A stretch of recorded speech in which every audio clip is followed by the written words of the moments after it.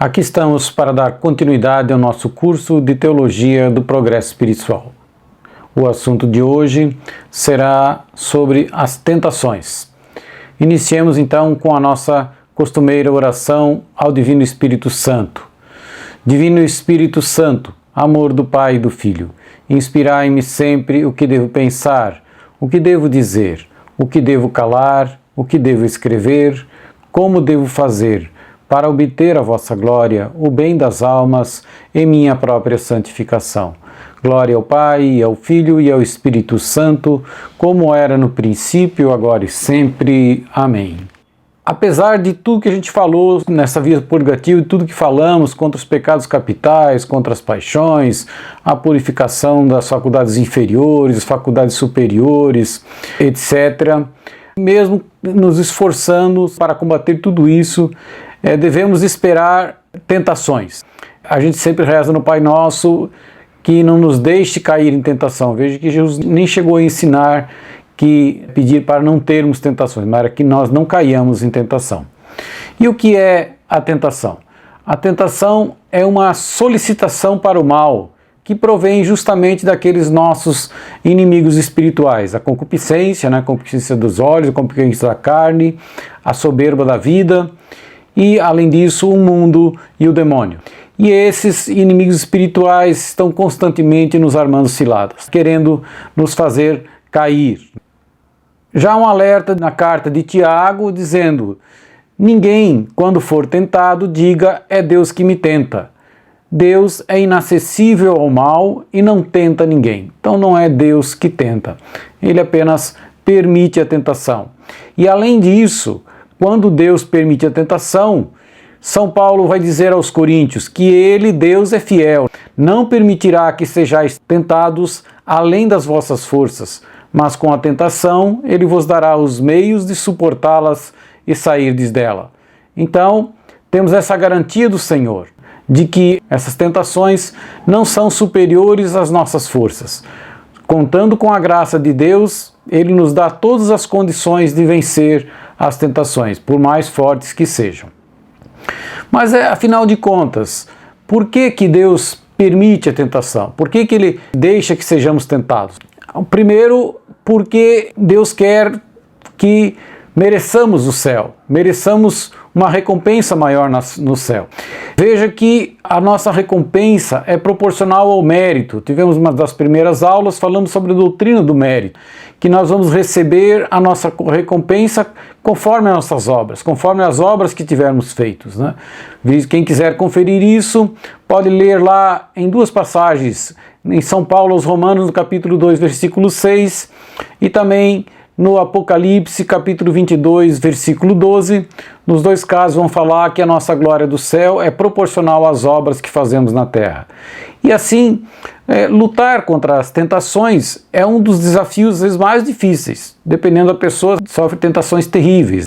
E, portanto, sendo mais difícil, mais meritório. A partir do momento que vencemos, temos o mérito do vencimento. Fizemos a obra que o Senhor nos propôs de vencermos a nós mesmos. E além disso, São Paulo aos Coríntios vai dizer lá no capítulo 4, a nossa presente tribulação momentânea e ligeira nos proporciona um peso eterno de glória incomensurável. Então veja que os sacrifícios suportados advindos das tentações nos dão um peso eterno de glória de São Paulo e não tem proporção alguma com a glória que teremos um dia. O segundo motivo das tentações é que as tentações são para nós um meio de purificação. Elas acabam nos lembrando da nossa fragilidade, de que em outras oportunidades nós estivemos vigilantes, não nos atentamos e acabamos caindo. Então tem essa propriedade de nos fazer ficar atentos e ser com isso um meio de purificação. A purificação acaba nos obrigando a fazer esforços enérgicos e constantes para não cair no pecado.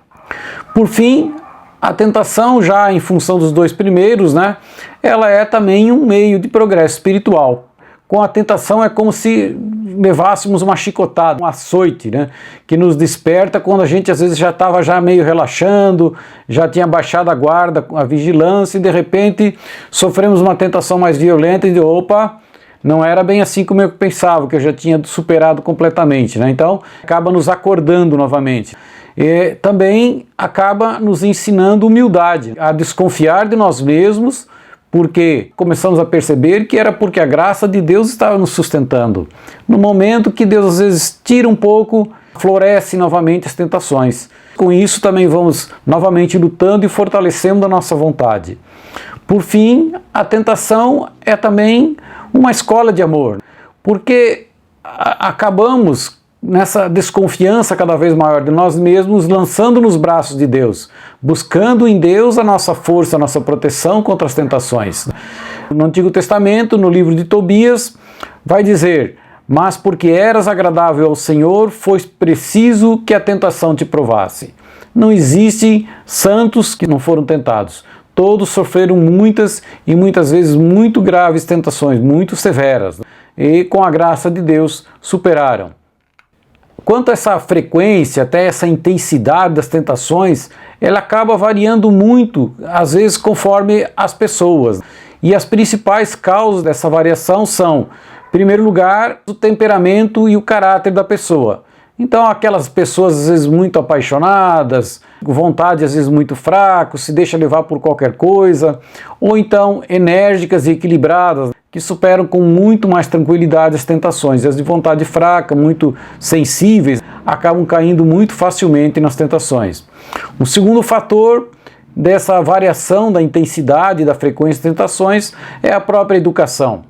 As pessoas que foram educadas por princípios cristãos já desde o início a se controlar, a se dominar a si próprio, né, acabam superando com muito mais facilidade as tentações. Daí a importância da educação, da disciplina que os pais têm de educar os seus filhos numa educação que tem horário para isso, tem horário para aquilo, agora é a hora da tarefa da escola, agora é a hora de estudar, agora é a hora de brincar, agora é a hora de comer.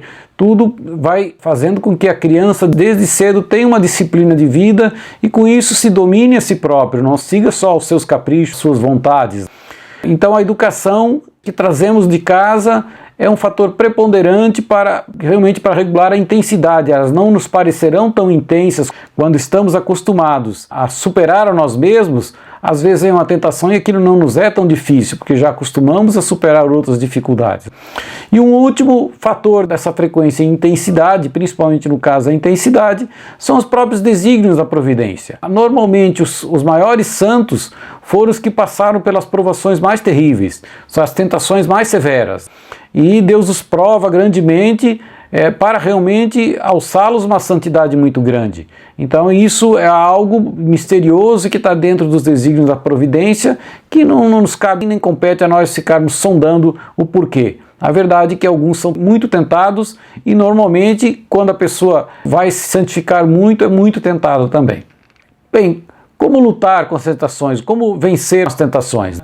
Para se precaver das tentações, existe a frase clássica no Evangelho de Mateus, dizendo: vigiai e orai para que não entreis em tentação. O que é vigiar? Vigiar é justamente estar atento aos movimentos da alma, do nosso espírito, para que não sejamos surpreendidos. Ora, se a gente não está atento na oração, no exame de consciência, é muito fácil ser surpreendido por uma tentação. Essa vigilância implica também duas disposições principais. Primeira, desconfiar de nós mesmos. E a segunda, confiar em Deus. Porque a partir do momento que sabemos que nós somos fracos se não tivermos a graça e formos nos convencendo disso, se eu não tiver a graça de Deus comigo, vou cair. Vou cair, por isso desconfio de mim mesmo, sempre desconfiando, preciso estar ao lado de Jesus. É como eu sempre falo da negação de Pedro, né? Enquanto Jesus estava ao lado dele, até no Horto das Oliveiras lá em cima, era forte, desembainhou a espada, cortou a orelha de um soldado, foi Jesus sair do lado dele, pronto, negou Jesus para uma criada, acabou toda a coragem. Então, se temos Jesus ao nosso lado, somos fortes, sem ele, somos nada. Então é desconfiar realmente de nós mesmos. E em segundo lugar é justamente o oposto, confiar em Deus, porque sabendo que com Ele somos capazes de vencer as tentações e o mal. Então é evitar essa orgulhosa presunção, né, de que nós somos fortes, que vamos conseguir, eu posso, eu consigo, eu venço. Ora, tudo isso se a graça de Deus não estiver conosco. Se não estiver, não somos nada. Essa vigilância que temos sobre nós mesmos, como eu falei, ela deve ser exercida principalmente sobre os nossos pontos fracos. Daí sempre a importância do exame de consciência, de saber qual é o nosso defeito predominante, aquele que caímos corriqueiramente, se é a nossa impaciência, se é a nossa luxúria, se é a nossa avareza, se é, enfim, tudo que vimos, né, as paixões que nos dominam, enfim, qualquer coisa dessa, sabemos isso é o meu ponto fraco e estarmos vigilantes quanto a isso. Por fim, é claro que o mais importante disso tudo é contar sempre com a oração, né? Porque é justamente a oração que nos traz a graça, que nos faz Jesus estar ao nosso lado, como eu falei, e com isso nos tornamos fortes. Também temos que, quando as tentações nos chegam, resistir. Primeiro, quando as tentações não são grande coisa, são fracas, né? Então devemos tratar com desprezo, nem dar bola. Então, por exemplo, os principiantes são mesmo muito inconstantes. Ora se sentem firmes do Senhor, ora se sentem fracos, um dia também, outro dia parece que acham que isso tudo é bobagem e tal, no dia seguinte já passa. Então são tentações fracas que vão e vêm e voltam, mas não acabam perturbando por muito tempo. Nesse caso é tratar com desprezo. Amanhã já vou estar melhor e pronto. E já aprende a se conhecer com isso, sabendo que aquilo ali é uma coisa que passa, vou fazer mais oração, mais um pouquinho, daqui a pouco estou melhor e isso passa. É a recomendação de São Francisco de Sales realmente de tratar com desprezo. Agora, quando elas forem graves, é um pouco mais difícil, mas a primeira coisa é resistir prontamente combater, né? Sem às vezes discutir com o inimigo, querendo argumentar e tal, não, simplesmente nega e sem vacilo. Quando a tentação ainda é fraca, não está enraizada em nós, é muito mais fácil de combater, muito mais fácil de extinguir, de vencer. Depois que ela cria raízes, é muito mais difícil. Então, combater prontamente, não deixar ela criar raízes em nós, né? No livro do Eclesiástico vai dizer: foge do pecado como de uma serpente, porque se dela te aproximares, ela te morderá. É uma norma muito importante, né? Que é justamente fugir das ocasiões de pecado. Se eu sou fraco, já conheço o meu ponto fraco e vou me colocar num ambiente, ou vou ver algum programa, ou vou conversar com alguém que vai suscitar maior tentação, devo fugir dessa ocasião, porque a serpente acaba nos mordendo, como diz o livro do Eclesiástico. Por outro lado, essa tentação deve ser também combatida com energia, né? Para trás, Satanás, com energia, com determinação, porque se for com moleza, sem essa força de vontade, é como se você estivesse tolerando para deixar que ela volte. E tem dois tipos de tentação, uma que nos seduz, que nos atrai. Nesse caso, realmente, a solução é fugir da tentação. Agora, existem outros tipos de tentação, que é a tentação de repugnância. Então, por exemplo, ódio, antipatia, ou respeito humano, não gostar de uma pessoa, ter antipatia, querer nos afastar dela, etc. E isso é uma tentação de repugnância. Desse caso, nós devemos enfrentar a situação. Se temos repugnância, vamos lá, conversar com a pessoa, vamos tentar enfrentar, se estivermos em condições. Porque se você se conhece bem e sabe que vai perder a cabeça e vai fazer mais bobagem, então não. Então começo com a oração, pedindo a graça do Senhor até se sentir fortalecido para dissipar aquele ódio e enfrentar daí a situação. Outra coisa, na tentação devemos enfrentar elas com constância, porque a tentação às vezes parece que foi vencido, acaba retornando. Não pense que às vezes porque venceu um grande período, que isso agora ficou fácil, pode estar sendo fácil momentaneamente, mas pode ser que ela realmente volte a acontecer. Existe uma norma em termos de direção espiritual em relação às tentações, é que quando a tentação é descortinada, é revelada por um diretor espiritual, torna-se muito mais fácil vencê-la. Eles até dizem que tentação descortinada é tentação meio vencida. Então, às vezes, a importância de se ter, às vezes, um confessor, um diretor espiritual, olha, e contar, estou sendo tentado com isso, e realmente parece que a tentação perde força. Eles vão dizer, a primeira coisa que o inimigo quer, por exemplo, um sedutor para uma mulher casada, ele quer que ela esconda do marido, obviamente. Então, eles dizem assim, ocultar a tentação é realmente dar asa para o inimigo. Então devemos revelar a ela ao diretor espiritual, ao confessor. E outra coisa é a humildade, porque a humildade a gente sabe que espanta o inimigo, né? O demônio detesta a humildade. Já vimos que o orgulho é o pior dos pecados e a humildade é a base de todas as virtudes. A humildade espanta o inimigo e atrai a graça de Deus, como já falamos também em outras oportunidades. Então, a humildade para vencer as tentações.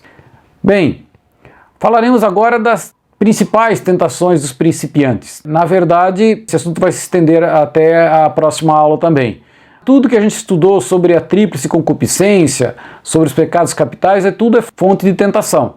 No entanto, existem algumas que são mais próprias de principiantes. É o que nós vamos tratar com mais detalhe, né? Sendo que as outras vão estar lá contidas em tudo que a gente já estudou nessa via purgativa, né? A primeira delas, que trataremos hoje, é as ilusões provenientes das consolações, e na aula seguinte falaremos sobre as ilusões das securas. Depois, são a inconstância dos principiantes, às vezes a prontidão excessiva, muito afobado para fazer as coisas, e algumas vezes também os escrúpulos, né, que às vezes são muito severos. Então hoje falaremos sobre as ilusões provenientes das consolações. Normalmente Deus concede aos principiantes muitas consolações sensíveis, para atraí-los justamente ao seu serviço. Normalmente a conversão da pessoa se dá quando ela se converte, ela recebe realmente muita consolação. E isso às vezes é muito vantajoso, como a gente vai ver. Mas mais tarde Deus acaba privando, retirando, para justamente fazê-la progredir. Porque os sentidos, nós estamos no plano humano e Deus quer nos alçar a um plano espiritual, que não comporta sentidos, vai estar num segundo plano o nosso intelecto e a nossa vontade. Então alguns acreditam às vezes ter atingido algum grau de santidade quando se veem inundados por consolação. E isso é a primeira ilusão. O recém-convertido, muito inundado por consolação, e dentro do ambiente pentecostal até tem às vezes carismas, e às vezes recebe até graças maiores, como a gente vai ver, falaremos daqui algumas aulas. Mas basta retirar um pouquinho da consolação, pronto, dá lugar à aridez e já pensam que se perderam, já desanimam de tudo. Então, devemos evitar tanto a presunção como o desânimo. O desânimo por causa da aridez, que veremos na aula seguinte, e a presunção porque está cheio de consolação, porque já é meio santo. Então, a esse respeito, é importante que a gente conheça também um pouquinho mais essa doutrina das consolações e securas. As consolações sensíveis, elas são o quê? São emoções suaves que afetam a nossa sensibilidade e nos fazem saborear alegria e gozo espiritual. Existe uma diferença das consolações sensíveis para as consolações espirituais, que geralmente são dadas às almas mais adiantadas e são muito superiores. Então, na verdade, as consolações espirituais, elas atuam sobre o entendimento e sobre a vontade. E, na verdade, ela produz muito mais um ardor interior, mas não tanto emoções. Enquanto as consolações sensíveis levam a pessoa às lágrimas, né? Chora, se emociona, etc. As consolações espirituais dão-lhes ardor, ardor interior. Agora, a bem da verdade é que muitas vezes, e no início, elas normalmente se misturam. Ou seja, a pessoa recebe interiormente um ardor e também se emociona, chora, vai às lágrimas. É por isso que essa doutrina acaba se aplicando aos dois tipos. Mas a verdade é que o tempo vai passando, e se a pessoa realmente progride, passa pelo que chamamos de segunda conversão, que falaremos uma aula mais adiante sobre essa segunda conversão, ela acaba percebendo depois nitidamente a diferença entre a consolação espiritual, que é esse ardor, e a consolação sensível, muito proveniente de emoções e dos sentidos. Bom, a consolação traz muitos benefícios. Primeiro, elas facilitam o conhecimento de Deus. A alma passa a gostar, né, de orar, de meditar, compreende melhor as coisas de Deus. Também ajuda a fortalecer a vontade. Facilmente cheio de consolação, supera os obstáculos, desapega-se facilmente do mundo, das criaturas, tem todo esse ânimo para fazer isso. E às vezes faz suportar de boa vontade até pequenos sacrifícios, compromete-se com algumas mortificações, até faz isso, né? Com isso ajuda até criar hábitos de recolhimento, de oração, de obediência, de amor. Veja que esses hábitos talvez seja a parte mais importante das consolações. No momento que estamos inundados por consolações, realmente criar hábitos de oração, de recolhimento, de obediência, de amor, e criar hábito. Porque quando vierem securas, são às vezes esses hábitos que nos vão fazer suportar a aridez e a secura, que às vezes são momentos que não são tão fáceis.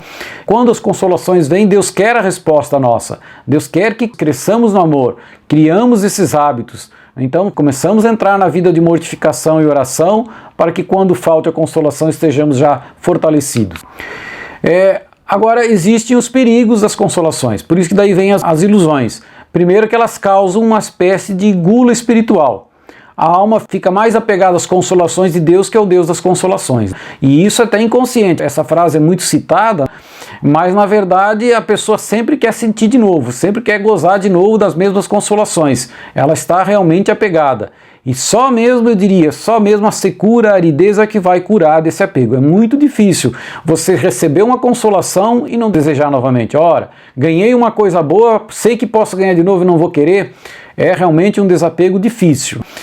Mas a verdade é que enquanto desfrutamos dessa consolação, o Padre Tanqueray vai dizer que nossa devoção jamais será sólida, né? Enquanto tivermos isso, estará longe de ser sólida. A pessoa acaba derramando lágrimas pela paixão de Jesus, mas quando o sacrifício é um pouquinho maior, não faz. Já começa a dizer que isso não é de Deus, não é bem assim, não sinto no coração, e não faz. Ela quer realmente desfrutar e acaba entrando com esse comércio de Jesus. Eu venho até Jesus, mas eu quero que Ele me dê consolação. Então, acaba não crescendo na espiritualidade enquanto elas forem fortes e não sobrevier algum fato novo, né, que a gente vai ver daqui a algumas aulas. Elas favorecem com isso também muito a soberba, as consolações. Por quê? Quando recebe muita consolação, a pessoa acredita que Deus se alegra com ele, que ele já é meio santo. E aí isso cria até uma certa vaidade. Tanto se envaidece que às vezes quer contar para os outros a paz que sentiu, aquilo que o Senhor falou, que disse para ele, etc. Né? Veja como isso é contrário, por exemplo, a Nossa Senhora, que ela recebeu a visita de um anjo do Senhor, anunciando para ela que dela nasceria o Salvador. E ela escondeu isso até do marido, ocultou. Né? Veja o que é a humildade. A revelação foi para ela, Deus não falou para divulgar para ninguém. Então, às vezes, a pessoa cheia de consolação não quer contar para todo mundo, essa é pura vaidade. E se Deus falou que é para contar, talvez. Isso tem que desconfiar ainda se Deus falou mesmo. Mas, se acontecer de fato, é óbvio. Mas se não, não. Se a revelação é para você, não precisa falar para os outros vão sentir a alegria do seu interior e vão perceber que você está uma pessoa diferente, não precisa ficar alardeando para todo mundo. Depois, ela também acaba dando muita presunção, porque a pessoa cheia de consolação, naquele momento ela é forte, mas ela está simplesmente sustentada pela graça de Deus. Então ela se sente forte, invencível, e ela acaba cometendo imprudências por causa dessa presunção. Como foi a de Pedro, ela jamais vou te negar, negou na mesma noite, mais ou menos isso. Bom, esses perigos acabam sendo oportunidade para darmos algum proveito disso. Devemos justamente entender que essa consolação é um dom de Deus para ajudar a nossa santificação. Por isso, na verdade, a gente pode até estimar a consolação e até mesmo pedir. Veja que até a oração da igreja, quando rezamos a oração do Espírito Santo, a gente diz, gozemos sempre de sua consolação. Pede a Deus que gozemos sempre da consolação de Deus. Ela nunca será uma coisa ruim propriamente, desde que saibamos que aquilo é um dom de Deus que pode ser retirado a todo momento. Então, receber a consolação com gratidão e com humildade, mas saber que, na verdade, talvez Deus esteja nos dando a consolação porque precisamos ainda do leite das crianças. Ele não pode ainda nos dar um alimento sólido. Veja o que diz São Paulo aos Coríntios, eu vos dei leite a beber e não alimento sólido que ainda não podia suportar. Então temos que ter essa consciência, estamos recebendo muita consolação, provavelmente a nossa fé não é ainda muito fortalecida. E o mais importante é corresponder. Justamente Deus nos dá a consolação para que correspondamos, fazendo a vontade de Deus, iniciando uma vida de oração e mortificação, criando hábitos, como eu já falei, de oração e mortificação. E não se vai descer com isso, ficar alardeando, contando para os outros, porque os outros nos estimem, né? Para que os outros achem já que a gente é mais avançado que eles, etc. Isso às vezes é inconsciente, mas acaba acontecendo. E saber ter essa consciência que as consolações não duram para sempre. Na verdade, se Deus quer te elevar espiritualmente, em algum momento Ele vai fazer diminuir essas consolações, principalmente as consolações sensíveis, porque temos que sair desse mundo do sensível, do mundo animal, que é o mundo sensível, para um mundo espiritual, onde o intelecto, iluminado pelo dom de entendimento, e a vontade, iluminada pelo dom de sabedoria, vão nos elevar espiritualmente. Hoje era o que tínhamos para falar sobre as tentações e essas tentações provindas das consolações que afetam principalmente os principiantes. Agradecemos a atenção de todos, continuaremos o assunto na próxima aula. Salve Maria, nossa Mãe, Muito obrigado.